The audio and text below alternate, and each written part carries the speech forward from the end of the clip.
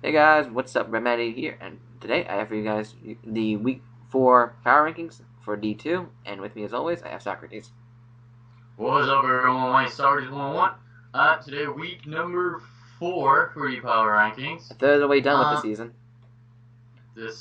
Yeah, we made a good start. This time around, we actually agree on some things, so that's something to. Most things. I think it's just the middle that's different. Yeah, well, we agree on some things, so that's more than usual. Apart from the traditional top 3 in last place. So without any further ado, let's just discuss our the man we apparently don't like. Yeah, apparently. Because Ali Slokings is going to be our number 12. Alright, I want to... for the 4th time in a row. Yeah. 5th time in a row, by the way. Yeah, it's 5th time in a row since we had him at the bottom for the post-draft as well. I want to start this off with 2 words. Special Metagross. Yeah. Why? I've seen that. That was terrible. Well, that wasn't great. Which was the only thing he said he didn't like about his team. Well, I mean, if you run damage calcs and stuff, you can tell that you shouldn't like that about your team. Never. Apart from the Metagross, I made another note. Rock Tomb Heracross, and then letting Flygon get burned versus a Rotom Heat. Yeah. While your Marowak was still alive at full health. So you could have easily switched to Marowak. If you full switched, you would have absorbed that. Would he have gone for the Will-O-Wisp, you would have absorbed that. The only thing that would have somewhat done damage was a resisted overheat from a defensive Rotom Heat. That was the worst he could do in that situation, or double out, but yeah, he wasn't going to do that since you were in with Flygon. Exactly, and also, speaking of Marowak, why does he have Protect? I don't see a reason for that. He didn't have Toxic. There's no reason for him to have Protect on a Marowak. It's not like you're a Blissey trying to avoid high jump kicks. It doesn't make any sense. Yeah, another thing I noticed about this team is that, oh, shit, well, wait. Infernape, wait, I just realized, that Protect's probably for, high jump kicks from Mega Lopunny, since it does have Scrappy, now that I think about it. Yeah, that could make sense. However, what I noticed about their team is that LA Slogans did not have a single Skull switch in, even though Indus Valley Infernape bring their Vaporeon every single week thus far. So you need something that can switch in safely to a Vaporeon. Well, he made a couple of good plays. It started with Claydol with keeping up rocks, getting Donphan severely damaged, and Tapu Koko could have put in quite some work after Donphan died pretty early on. Unfortunately, didn't put enough pressure with the Tapu Koko, but for some reason people keep doing this against, as well, LA Slokings, Ash versus Gargleflop, who is a D1 player who has got Tapu Koko. People don't really prep for Tapu Koko. I have no idea why, because it's a huge strat. Exactly. Not to self-trap Tapu Koko next season. Unfortunately, he didn't really take advantage of that. Tapu Koko did get 2 kills. Heracross did get 2 kills. Another thing I noted, by the way, is that he gave away by showing it out as Heracross was actually adamant, which told the Indus Valley Infernape that his Heatran would be faster. Yeah, so bad play on his part. Also, that wasn't pretty. That Rotom Heat that gave him so much trouble, he could have killed it in turn 19. In turn 19, it was Vaporeon versus that Heracross, and Vaporeon switched out, and Rotom came in, and he went for knockoff, even though close combat was would have done so much more damage to Vaporeon. There was no switch into a close combat, yet he decides to go for knockoff, which means Rotom gets to wish that Vaporeon did, and gets back up to a good amount of health. Yeah, so he could have potentially won this game, if he had only, really close combat at that point, and just didn't bring special Metagross. Yeah. There were some more questionable plays there, but I don't think Rohith necessarily was on top of his game. Yeah. So there were some, there were still possibilities. Oh well. Yeah. I guess that's enough bashing for today. Yeah, just play like hero. We may continue this next week. And then we're just going to go to number 11, which actually is the same. Yeah. Number 11 is Black City Unown. Yeah. There's a lot to say about this game. First off, I want to mention, you didn't bring anything for Skarmory, even though I believe the Palm Beach Palisades have brought Skarmory every match. Like Skarmory is a premier wall, like one of his best walls on his team. Why would you not prepare for that? Yeah, exactly. So what I wrote down is that how does one struggle with a Skarmory? Because usually, I mean, it only gets Iron Head and Break Bird as attacking moves, but there were barely any switch-ins to it. I mean, Seismitoad would have been a good thing, but there was no Scald on your Seismitoad, which is since that I don't know. I bet you can sue people for that. And then also get a conviction out of it. I mean, it's no. What? Well, Togekiss, yeah, fine. We can't switch in a Togekiss on a Skarm. Yeah. And Olomock didn't have Fire Blast nor Flamethrower. There was basically nothing on the entire team for Skarm apart from, well, P2, but that kind of got walled by Gudra and potentially Evire. But there were a lot of things. Yeah, well, you couldn't really deal with Skarmory. Honestly, bringing Ninetales just brought a defensive core that Black City Unown could not break. Honestly, if he brought a Ninetales with Toxic, that would have just sealed that wall core up. Toxic the Gudra switch in, Fire Blast Skarmory, it would have been good. And even if he brought his other walls, like such as Slowbro or Amoonguss, Fire Blasting the Amoonguss and Solar Beaming the Slowbro takes care of that. So I think Ninetales would have actually been a really good bring this week. Yeah, but oh well. He didn't agree with you right there. He brought the monster he brought, but he didn't really. I wasn't necessarily seeing a game plan. He set up with Z Celebrate. While Gudra was still alive. Way too early. I mean, if I think it was like turn 5. Like weakened and you had Psyshock, fine, you could have potentially swept it right then and there. But you needed more chip on the Gudra, so you kind of gave up your Wincon in like turn 10 or something. Yeah. So you kind of just wasted what he had. Also, he had Hidden Power Fire, so that's another way he could have hit Skarmory, but it didn't do that much damage, give it, because it's an Espeon. And one thing I'm noticing about the Black Unown's team, and this is something I mentioned before back in the post-draft power rankings, he needs more hazard removal. Togekiss can't be relied as the only defogger on his team. It's not enough.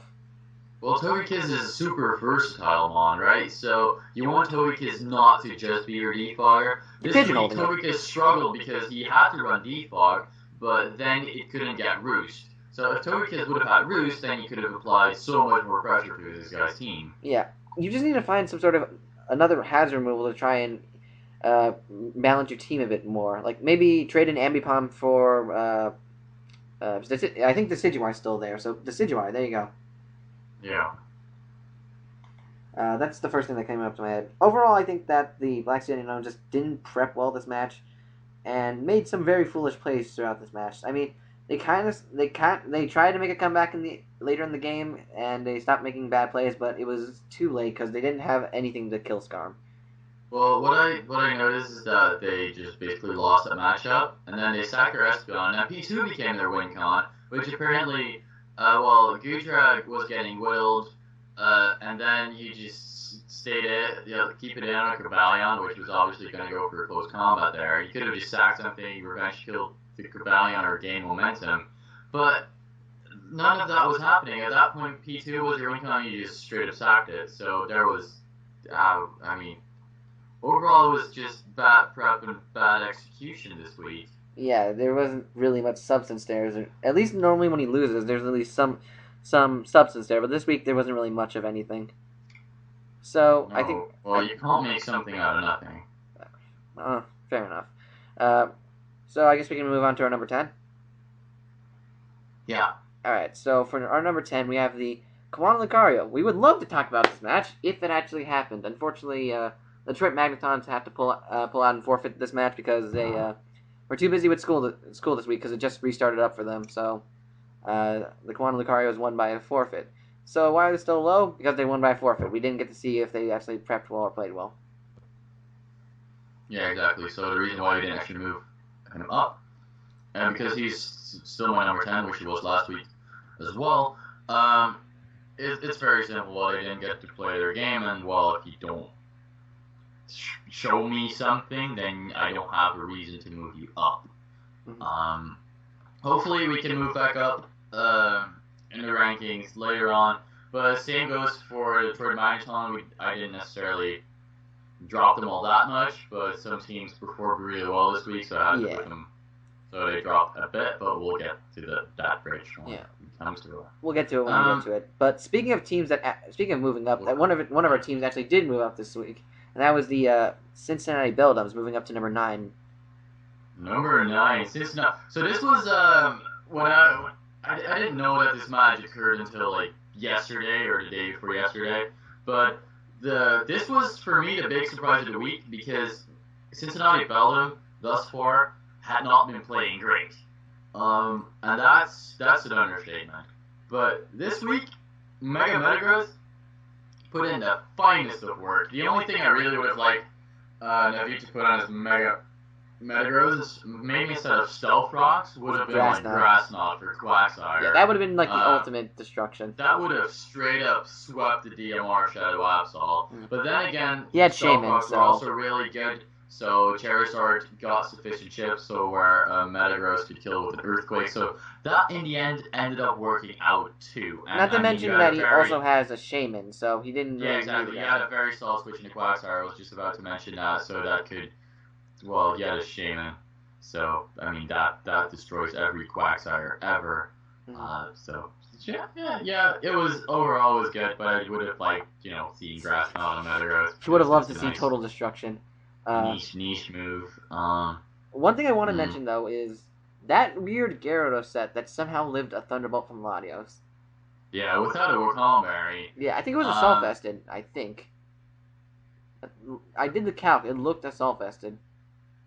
Okay, well, that's an odd bring then, but you know what? It worked. And, well, it worked beautifully. So, I'm not gonna complain. Sometimes, crazy stuff like that just works out.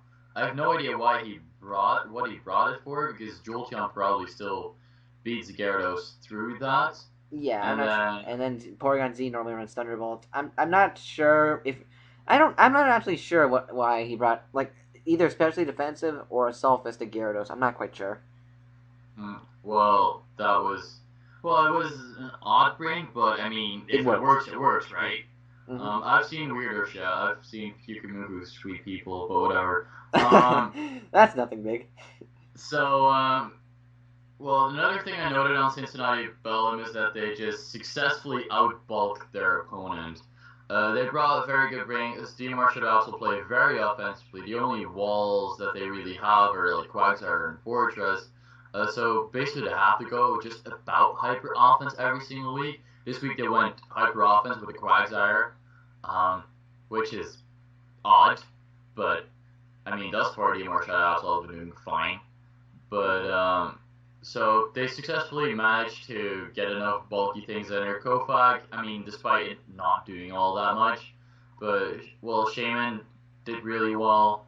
Mega Metagross actually took the majority of hits because apparently DMR Shadow didn't have anything that would kill at speed. So, yeah, all in all, it was a very solid performance of Cincinnati Belgium, and I'm really looking forward to, well, utilizing the good team that they have drafted to, well, put that team to better use, and then, well, I can move them up. We can move them up even more next week. Yeah, I hope they can continue to do good things with that team, because it is a really good team, and I do have faith now that they can actually pull in some pretty good matches. But moving on now, we'll move on to our number 8, and I believe this is where we start diverging, because number 8, I have the Detroit Magneton, and simple reason for that, he didn't play his match, so I couldn't really move him up, and there was one team that was below him that I wanted to move up higher because they did well this week, so that's why he's only at number 8. Yeah. You're number 8 now. My number 8 would be the Indus Valley Infernape.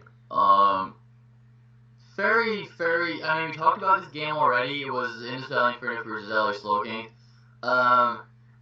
Pretty sloppy performance. And the one fucking time, right, that he should click fake out with low point. Oh my god, yeah, I remember that. He does do it. I was cursing all about when I saw that play. That was fucking, oh my god. But overall, Alex Slowking kind of just dug a hole and just jumped into it, and that's why he won. I mean, there were no Vaporeon switch-ins. there were barely any heat transitions if you played it properly.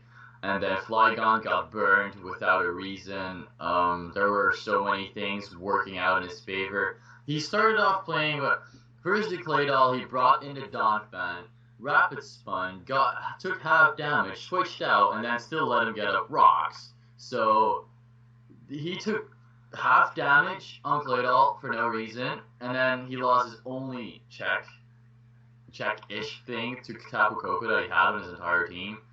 So Tapu Koko should have put in so much more work after Donphan died early game. Rotom Heat is a decent enough check. Yeah, but you can freely full switch on that, and then just bring in either the Marowak or the Heracross. Heracross applies so much pressure to his team.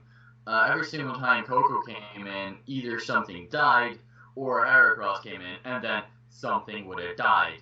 But fortunately for you, your opponent dug a hole and just jumped into it.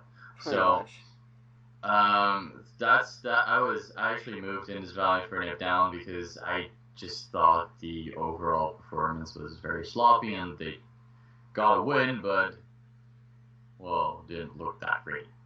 Sorry if I'm hating too much, but that's the way I feel. I can understand that. It definitely wasn't the most dazzling win or anything like that, but I'll talk about them more when I get to them where I have them in my rankings. So I'll just move on to my number 7 now, and for number 7 I have the Oregon Old Men.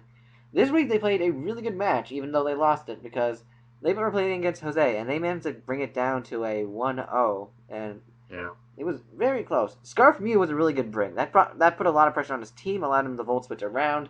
It was really good, as that was his way of really checking a Mega Pidgeot. Thank you. Pidgeot, He also had an Aromatisse, but I'll get to why Aromatisse didn't work out so well when I go to Jose. I find it weird he had no fighting stab on Machamp. I look that's just silly. I like the moves: Bullet Punch, Stone Edge. I need to look at the other. I forget the other moves, but I remember Knockoff and something else. I think it was Knockoff and Fire Punch. But he had no Dynamic Punch, which I found was quite strange. Or close combat, yeah. But so the thing I wrote down real quick, one of my notes in Oregon Old Man is that they didn't do that much wrong in this game. They barely made a play where I said, well, this is where you threw the match or something. Yeah. They didn't. It's just that the team comp is still not the greatest in my opinion. They didn't have the best things to take on Electric Stab, so they were kind of scrambling whenever Electros came in. Even though it only got 1 kill, it got a huge amount of momentum against it. And Electros got 2 kills. Got 2 kills? I thought I got 1. Well, I have this sheet for me, and you filled it in, so... Yeah, okay, I got 2 kills, okay. I have my notes open right now. I don't have the sheet open. I have it open, but it's on a different tab. Fine. We'll continue. So, Oregon Old Man didn't actually do anything wrong, but, however, unfortunately, they still lost. By the way, speaking of which, they actually made a trade this week, and I'll also mention Heroes trade after this, because I forgot to mention that at the start. The Oregon Old Men traded Superior for Diggersby, and I like this trade, but there's also some drawbacks to this. Diggersby is a really good mon for his team. It gives him finally an electric immunity, and it also gives him strong priority with huge power quick attack, and just Diggersby in itself is just a monstrous force. But he did lose his grass type, which means his water fire grass score is now incomplete. And that could be detrimental. Yeah, well, he traded away 2 of his grass types in a row. He traded away his Rotom, and then he traded away his Superior. Yeah. I would have liked you keeping the Rotom and then trade away Surf for Diggersby. That would have been fine. Yeah. I can understand the want for a fairy type, but I do think Rotom fit your team better. As you already mentioned, it wasn't necessarily that it did all that much this week. I mean, your Aromatisse. So, meh. Yeah, but that was more good prep on Jose's part. Yeah, I'll give him that. But oh well. So my number 7. Yes. Damn, we're going fast. So my number 7 this week is going to be Detroit Magneton. Once again, Detroit Magneton didn't really play. Well, they just didn't play their game, and they lost 3-0. So, unfortunately, well, some people did perform really well this week. So, my Detroit Magneton dropped 2 spots due to just not playing and getting a free loss, basically. Mm-hmm. So yeah, we can move on now to my number 6. So I'm just gonna, since I only got 3 lines there, I'm just gonna continue straight with number 6. And you already talked about these guys, Oregon Altman. Basically, I don't really have much to add to what you already mentioned. Oregon Altman Scarf Full Switch Mew was a great bring because it was a good check to Mega Pidgeot. Unfortunately, it was a bit underpowered, so it couldn't do all that much with the Psyshock, and that's basically what led to his demise. Yeah. And then he used his Z move at a very odd time, and I'm not even mentioning that it was an Arcanine who had the Z move, and that Arcanine was like Firium Z, which made no sense. That Z move was very unnecessary, and I don't really see why he brought it. Yeah, I can understand that. Potentially. Well, Arcanine fortunately did get 2 kills because I bet was over-predicted, like turn 5 or something with the Magearna. Yeah, with the Magearna, I remember that. He just sacked Magearna to that flare. Yeah, well, admittedly, Magearna had not a great matchup versus Oregon Altman. The only thing it really did was, like, check Aromatisse. And check Mew. That was kind of... And check Mew if he's already locked into a move. Yeah, well, if it was locked in the Psyshock, yeah. But... well, it wasn't. I mean, I kind of understand the sack. Maybe it wasn't a sack. Maybe it was just an overprediction to predict the double or something. But he had no reason not to just click Flareless right there, so he could get Chip on a Tentacruel or something else. Yeah. But that was kind of it. And well, I just thought the Z move was very odd on Arcanine. I would have preferred seeing Z move Rain Dance Manaphy, because that would have literally won in the game. Yeah, that would have been a pretty good one. As long as Tangrowth wasn't a Sawfist, right? Was it? I don't think so, but I have no idea. Yeah. Well, yeah, Jose will probably leave a comment in this video saying whether or not he is. So we'll figure out then. Mhm. So I guess I'm good to move on to my number 6. Yeah. All right. So for my number 6, we got the Portland Poliwags. First off, that was a pretty good Landorus T-set this week. That was phenomenal, bro. Earthquake, Skyenium, Z Fly for the Buzzwole, Earthquake for everything else, and for all the Levitate users, brought Gravity just so that he can hit all of them, and then just so that he couldn't get set up on for Salamence, he had Explosion, which killed the Salamence, and so that was just a really good set. That got him like, how many kills did Landorus get? Landorus got 4 kills. 4 kills, yeah, 4 and 1. Yeah, so that took out most of Nick's team. Well, more than half, so that's very respectable. Yeah. The problem he had this week was mostly sealing the deal. He still won, but he almost threw the game if it were not for the many paralyzations that happened in this game. Yeah. So basically, he was in with Reuniclus against the Mega Gardevoir, and Mega Gardevoir was paralyzed thanks to, I want to say, Thunder Wave from Thundy. So, yeah. Which it was also a really weird set this week. It was Rest, Sleep, Talk, Bulky. I'm not sure why. Anyway, so he goes for Trick Room with Reuniclus, and now paralyzed Mega Gardevoir is slower than Mega Venusaur. So, after the Mega Gardevoir takes out the Reuniclus, after Reuniclus Shadow Balls and does some damage, had Mega Gardevoir not gotten paralyzed, it would have killed Mega Venusaur and probably won the game right there. Yeah, that's also a thing. Like, Portland Vlogs almost choked because they said it was Trick Room versus that Gardevoir. Gardevoir was swept through his entire team. And Gardevoir didn't get paralyzed a couple of times in a row. He also got lucky with his static on a Crobat. I'm not sure if that mattered in the long run, but Crobat would have been at least a bit more useful this game if it didn't get static on the very first turn. And then Out of Focus Energy should have probably scouted for the Supersonic Sky Strike because that was painfully obvious. Yeah, that definitely hurt to watch. Though I can understand his shock after seeing Gravity. Yeah, well, but that was painfully obvious. But yeah, usually Ronan Wash is a very good check to Lander Starion, unless it's like Smackdown or Gravity. And this week, well, Proton Polygon decided to bring Gravity, and he had basically nothing. Yeah. So it was overall just very good prep, even though I saw a lot of weird things on his team. I mean, he had a rest Thunderous Incarnate, he had a resting. Wait, was Stunfisk rest? Yeah, rest sleep talk. Stunfisk was rest sleep talk. Yeah, with Cellfrogs. So. Man. Okay. But Stunfisk is fat. I'll give him that much. Yeah. And then that was lovely. And I'll get to this, but so he put basically rest on just about everything. And that was kind of silly.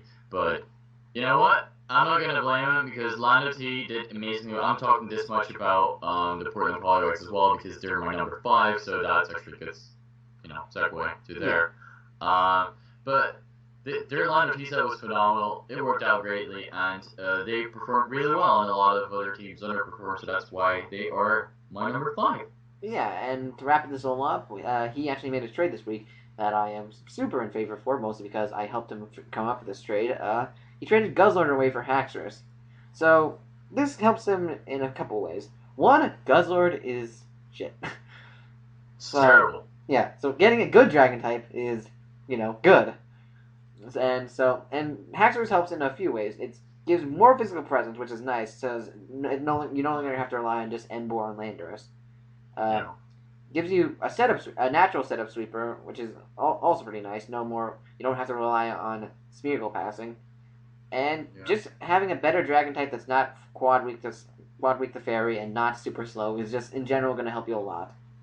Another thing Haxorus could do on his team is be a Sword Stance set or a Bandit set, because usually things quite easily as speed Haxorus, but he has a Sticky Web user and Smeargle on his team, and a Thunder Wave Distributor and Thunderous Incarnate, and then potentially also on Ridiculous and Sunfist. Yeah, he is a very good. He has very much possibility. He has very much speed control on his team, which allows Haxorus to be more versatile than just dragging after Choice Scarf. So he can run Sword Stance and Choice Bandit as well. Yeah, just next time, don't bring all your speed control with a Trick Room Ridiculous. Yeah. Alright, so I think we're good to move on to my number 5. Yep. And my number 5 is the Indus Valley Infernapes. I've just been slowly moving them down, because I recall they were my number 2 back in post-draft, and I've just slowly been moving them down. They didn't play that well this week. They played pretty safely this week, if I'm being honest. That turn when he did not have Fake Out on Mega Lopunny, I'm like, oh, well, that's unlike you. And why, of all the moments, why now? Yeah, well, probably because I was hating on it for about 3 weeks in a row right now. Yeah. But, well, that one time you need it, and obviously you don't have it. So maybe I'm just going to shut up about the Mega Lopunny set people should bring. You just bring whatever makes you feel comfortable. I just stand with my choice I made the last couple of weeks. Yeah, just play the Mega Lopunny well. Also, this is something I personally don't like. Bringing sub on a Mega that has no recovery. That tends to be something I don't really like, unless you have some sort of setup. And Mega Lopunny is not really known for setup. Yeah, well, it gets Power Punch, it gets Cosmic Power, and then he also had a Tapu Bulu, which gave him Grassy Terrain, so that kind of could potentially give Mega Lopunny recovery. Tapu Bulu Heatran, by the way, is a great thing, because Grassy Terrain weakens Earthquake, and as we all know, Heatran has one weakness. Well, one massive weakness that is, and that's ground. So yeah, having something that can weaken it is nice. But speaking of Tapu Bulu, and Mega Lopunny as well, during that turn where he could have faked out to try and kill the Tapu Koko, instead of going into Mega Lopunny at all, since he didn't go for fake out, he could have just gone into Tapu Bulu, taken whatever hit he wants to go for, and just kill with a Horn Leech. Because honestly, that's all he needed to do. Mega Lopunny could have still put in some work cleaning up some of the mons in the late game, so I'm not sure why he went to the Mega Lopunny if he didn't have Fake Out. Yeah, because looking at the team, at least looking at Raw, it was very, very weak to Lopunny. It's surprising how bad Mega Lopunny is doing right now this season. you know, it shouldn't be doing that bad. That's all I'm saying. Yeah, it's But, currently 0-4, I believe. Yeah. So, last thing I want to note is that bringing a max speed Heatran was a really good idea this week. Since Hero brought an Adamant Heracross that allowed Heatran to outspeed and thus clean up the endgame. Well, that was, I guess, more luck than wisdom, really, because your only switch to Tapu Koko was a Donphan, and then, I mean, Heatran could, if it was a special wall, could take on Tapu Koko also reasonably well. So I would have probably gone with Heatran as my secondary check to, well, yeah, Rotom Heat was also there, but Rotom Heat also had a lot of things that it should cover. So that one. Yeah, but I think speaking Heatran was fine. It would have outsped Metagross and Gyarados if they didn't have the plus speed nature and they were max speed, which I can see on both of those. Like if you're a Dragonite Gyarados, you might not put the plus speed nature on and just go Adamant. So I can see that helping out. So I do still think that the max speed Heatran was still a fine set. Okay, I'll give you that one. But moving on to our number 4 then. Yeah, because at this point we share all the top 4 at this point. Yeah, the top 4 are exactly the same, but because these players are basically performing very consistent, having good prep, decent teams, so, and they're very much in order. So, our number 4 is going to be DMR Shadow Absols. Even though they lost to the Cincinnati Bellum, we obviously had to move them down a bit because we had him at number 3 last week, so he moved down a tiny bit. Mm-hmm. But the top 4 had already distantiated themselves, well, a lot, quite a bit from the pack, to be fair. Unfortunately, they lost. There was some merit to it. Well, I'm kind of looking at their draft, and I think, well, maybe you should get rid of something for something that's more bulky. But the note I made is, like, maybe you should have set up even earlier with the Porygon Z, because then at one point he switched on the PZ, and then you just decided to go for an attack. Yeah. Instead of set up. If he would have set up at that point, he may have won. And if he was conversion into a ghost type, then that would have probably been better as well. I don't understand why Yanshao wouldn't fake out. Okay, 2 things about that. One, and this one's for Cedric. I don't understand why you don't like doing a different type conversion. That helps a lot in matchups. I mean, normal type is fine, but making it a different type, like have adaptability Shadow Ball or adaptability Thunderbolts, really help in a matchup. And this time he was even download, so he got a +1. So he basically got the +2 and then the +1 speed. So that was probably one of the best late game cleaners you could ever wish for. But my second note about that, I don't think even if he was like Ghost or if he set up earlier, he would have won, considering that Hydreigon was Scarfed max speed, so it would have outsped Porygon anyway. Mm-hmm. Yeah, I probably figured and Bullet Punch second air attack. And if Hydreigon didn't kill for some reason, Bullet Punch on Metagross definitely would have cleaned it up from whatever range it was at. Yeah. Okay. Well, it would have gone, what I think, like one more kill. So yeah, that probably would have brought it down to 2. That could have possibly changed things in his into his favor. And for some reason, he brought in Mega Charizard X on a Metagross. I was going to make that comment. Yeah, he brought it in and died for 76%, and then the Metagross quite obviously has got the Earthquake. Even if it's for Jolteon, it was an obvious bring, because Nihilago, that's quite weak, Megazord X, and then Jolteon. Those are just the things that he brought this week. So he's pretty ground weak. So Earthquake was quite the obvious move. Maybe banked on him not having it. That's what That's what I'm thinking. But that's not really how you should play. That's super risky. So yeah, overall, I think that the DMR Shadow Absols played all right. They made some weird plays like we just mentioned before, but they're still doing pretty strong. So that's why we still have them in the top 4. Well, I mean, obviously you can have a not so very great week. Hopefully he can bounce back next week. I don't know who his opponent is, but hopefully he can bounce back next week. I'll quickly and check. Then we'll see from there. And then hopefully he can continue his good streak. I believe they're facing the Portland Poliwags. Alright, so that's going to be an interesting match because Portland Poliwag apparently is a giant killer. And then hopefully, that's going to be an interesting matchup, that's all I'm going to say. Well, they're not a giant killer since they lost to the Seattle Seadras, but they at least killed one giant. Yeah, well, some giants are still out of proportion, I guess. You tried for that one. Yeah. So, moving on to the Palm Beach Palisades, who we have as our number 3. Yeah. Dragon Tail on Goodrum was a really good bring, considering that past weeks we've seen that Eric can get a little bit excited about setting up early, so having some way to phase was nice. Mm-hmm. And once again, he did that, and it worked out for his DS, to be honest. Yeah. Palm Beach Palestine just basically found a wall core that the opponent couldn't break, especially with the monster they brought. So, my note was on there. This is Matthew style, if you will. So basically, he played. Well, he prepped like you usually prep. You just try to find a wall core that the opponent can't break, and then slowly whittle them down, and actually win the game like that. Yeah, I can see why you call it the Matthew style. My notes here was that he used 2 Pokemon exceptionally well this week. Those were Skarmory at keeping it at good health so that it can't die to Mega Beedrill and just wall the rest of his team, and Electivire, which was really good as a revenge killer and making sure that nothing could really touch the Skarm. It's quite odd to say that Electivire is a good bring and he traded Electivire, and you know what? It was doing phenomenal. Yeah. Definitely would do better than Luxray in this sort of situation. Yeah, but I mean, it's Luxray.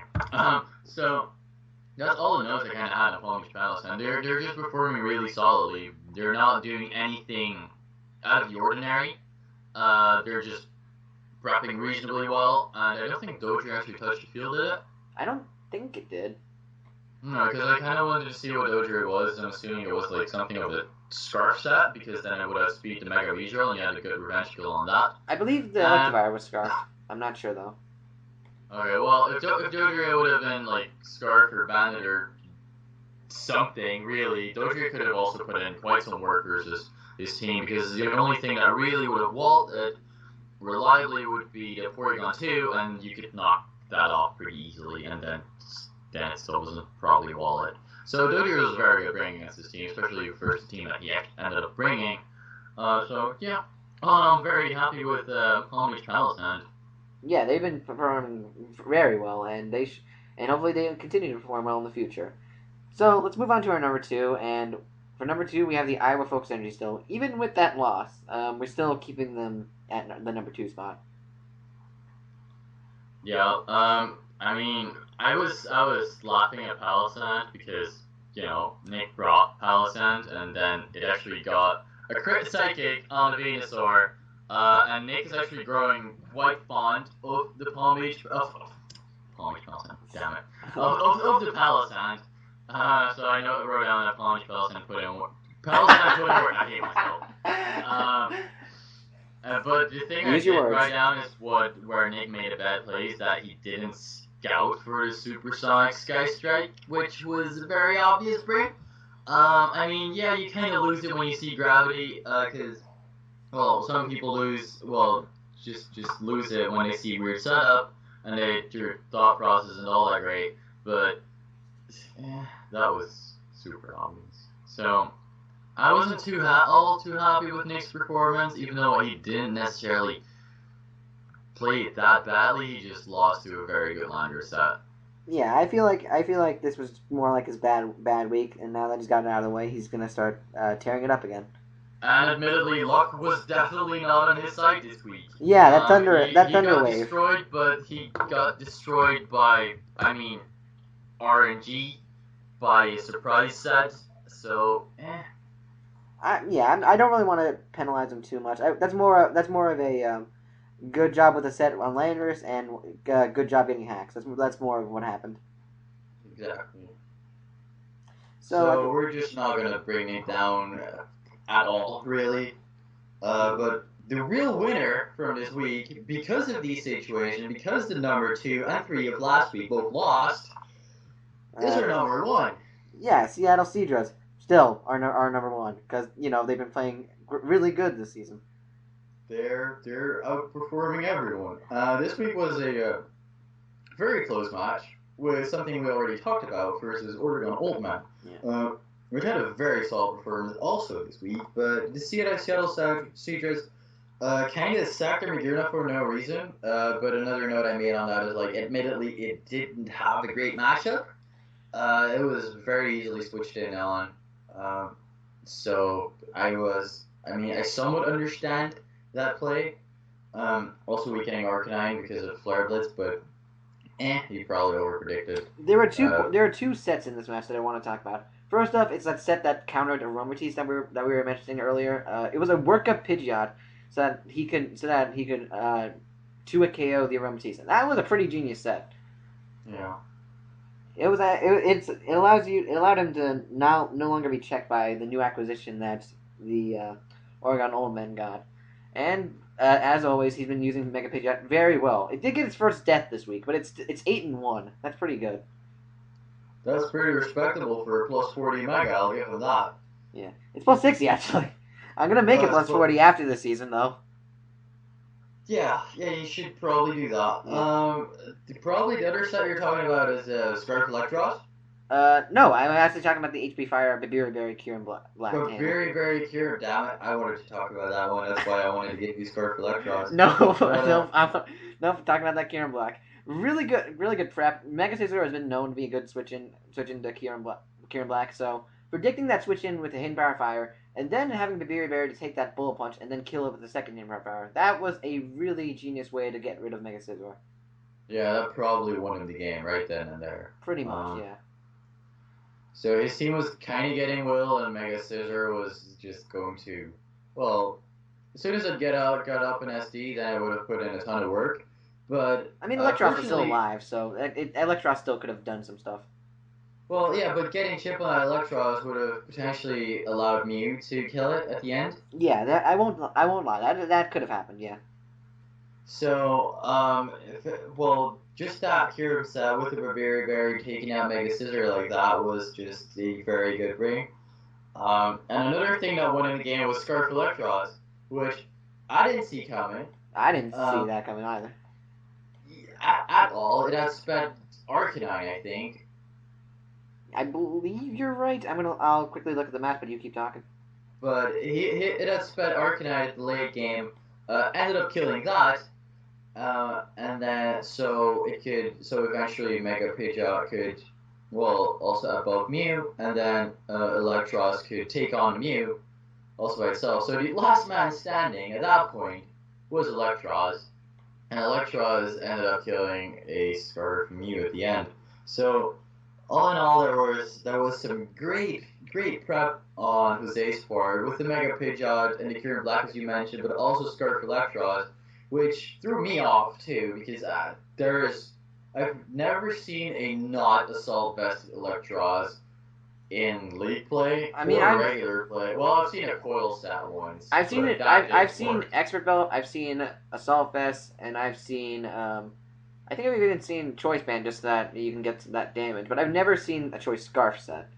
Yeah, I can see Specs work, but Scarf was a very surprising element right there. Yeah, you don't normally Scarf at base 50. Nope, but it worked. Yeah, definitely was a good bring this week. Yeah, so I guess that wraps up this week's Power Rankings. I believe so. Hope you guys all enjoyed. Yep, we did not make the 30-minute mark. We are in fact at almost at 44 minutes.